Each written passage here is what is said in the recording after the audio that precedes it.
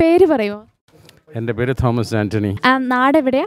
നാട് ചേർത്തല, കേരളത്തിൽ ചേർത്തല എന്ന് പറയും. ഓണം ഉള്ളിൽ ഉണർത്തുന്ന ഓർമ്മകൾ, നാടിനെക്കുറിച്ചുള്ള ഓർമ്മകൾ എന്തൊക്കെയാണ്? ആദ്യമായി പറയുകയാണെങ്കിൽ ഓണം വരുമ്പോഴത്തേക്ക് നമ്മൾക്ക് കൂടുതൽ വട്ടക്കളികളും ഓണാഘോഷങ്ങളും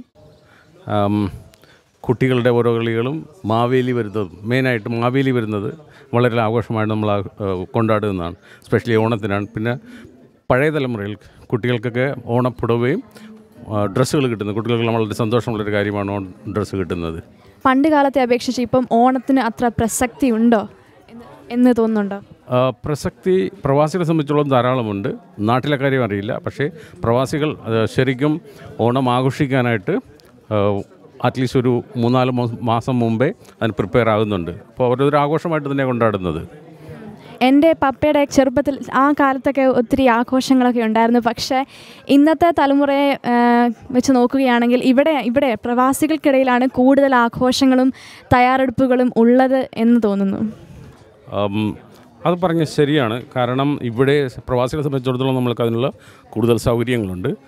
നാട്ടിലിപ്പോൾ കുട്ടികളാരും തന്നെ ഇല്ല, എല്ലാവരും വെളിയിലാണ്.